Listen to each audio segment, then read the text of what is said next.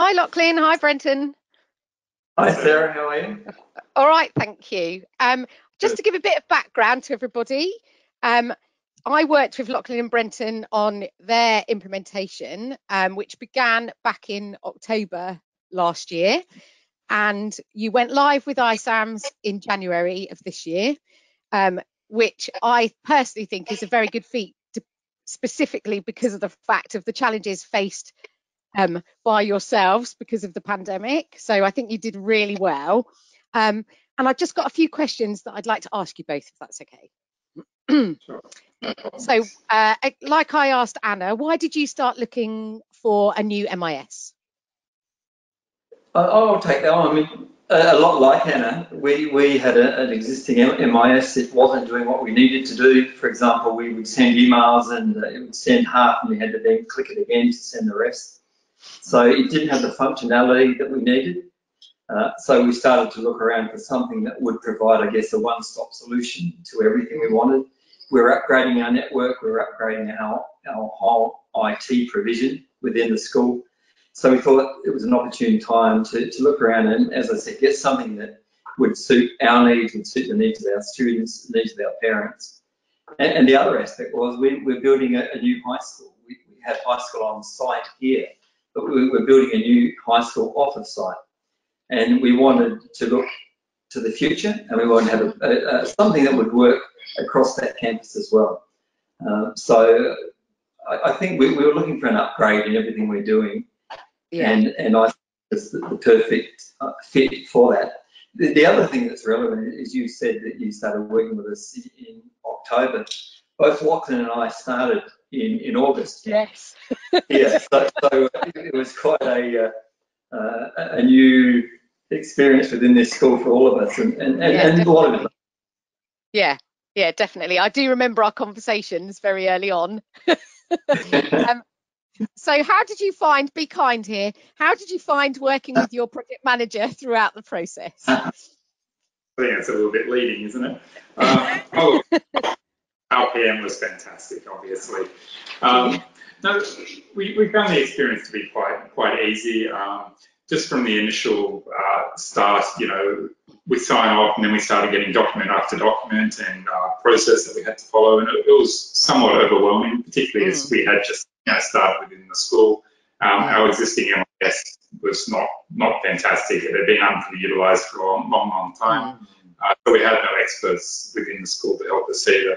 So it was a little bit overwhelming at the start, but working with yourself, we were able to break down the documents and start to understand exactly what data was being asked and why and how it would fit into iSAMS and how it's going to work with the processes and the reports and things like that. And once we got to that point, it actually made a lot more sense. So it wasn't overly difficult. I think we were lucky too that I think iSAMS within your office at the time weren't as busy as usual. So you're able to take on some things that you wouldn't normally do. For example, the migration of our data from our existing MIS, and that was really helpful for us as well, as well as the regular meetings that you called and we called, so that we were always in contact and could update what we've done within a week, what we've done within the last 2 weeks, and that sort of time planning was really essential. Yeah, great. Thank you. So how did you find the communication and training process given the time difference? I think, look, we didn't have any issue with the time difference. Obviously iSAMS was very accommodating to us. You had trainers within our time zone, so that was all fine. So there was no issues there. In terms of the training itself, it went quite smoothly. Our biggest issues were our own, basically just trying to pull people away from their day-to-day duties. School was still ongoing and the people we needed involved were quite busy. So as a result, we didn't try and take them away and put them in training rooms and have them engage with the training. So they were constantly interrupted, and that did cause us some delays of our own making. I suppose the only thing we'd say to that is we might try and break up the training a little bit more in the future, or look to do it at different times. But in terms of time difference, we should. Yeah, and we had trainers initially from Spain, and then we had Callum from Australia, and the time zones weren't an issue at all. our biggest issue, I think, was the fact that at that stage we hadn't logged all staff on.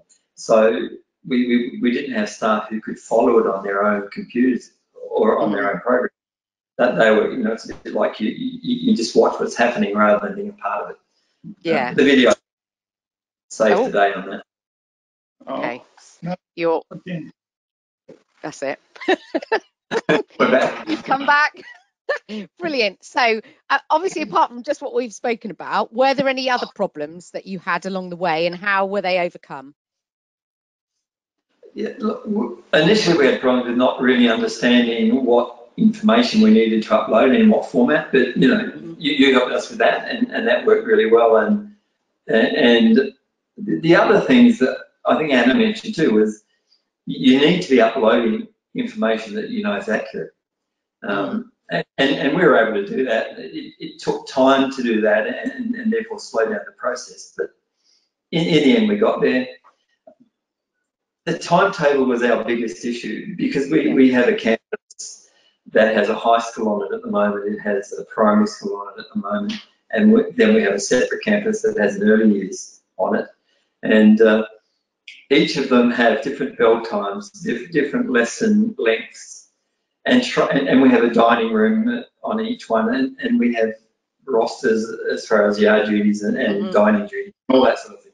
We wanted a timetable that would fit with everything. Not easy. And, that was our biggest problem, and remains so. But how did we overcome it? We took the advice, I guess, of iSAMS, and we involved a third-party program in that. And we're at a stage now where we think we're probably about a week away from having everything. And we know iSAMS is upgrading to a multi-platform, multi-divisional timetable module program. That's it. And that will suit you guys very well, definitely. And that will save the day. That will all fit in. And the third-party provider we're using actually has said the same thing, that they can give us a format, but once that iSAMS have that in place, we can put ours on, and we're going to be pretty good then. Good. No, good. Oh, that's good to hear. Definitely. We are a little bit without that timetable in there, because a lot of the functionality within iSAMS does rely on that timetabling. So we're getting close to that. But from my perspective, I think the biggest issue again was the quality of our data in our existing MIS. It was just because it had not been used much in so long, a lot of the data was just not there or was incorrect. So we sort of went back and forth between trying to, clean the data in our old system, or clean it as we're migrating, or just chuck all the junk over into iSAMS and clean it up as we go.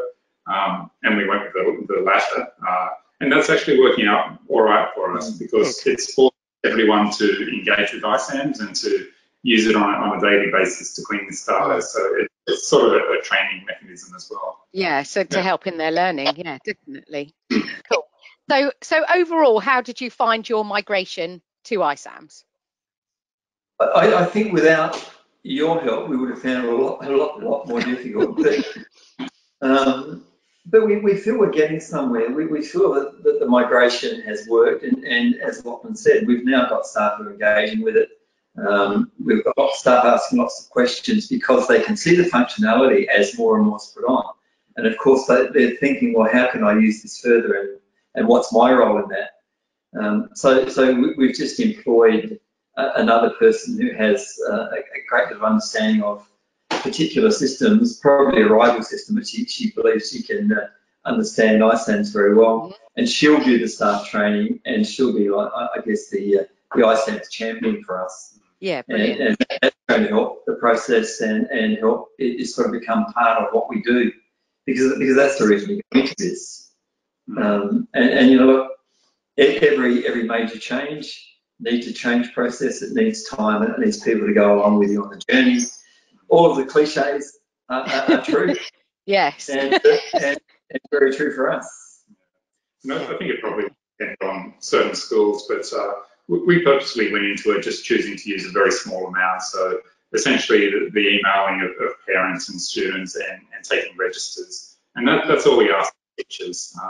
Then of the administration staff, then of course we were getting them to clean the data, but I think if we'd gone in and said, you know, big bang, we're changing all of our processes right now from day one, there would have been a riot. So, you know, this approach has worked well for us. Yeah. Brilliant. Oh, well, thank you. Thanks so much. And really nice to see you both. So I haven't seen you since January. Exactly. Thank you.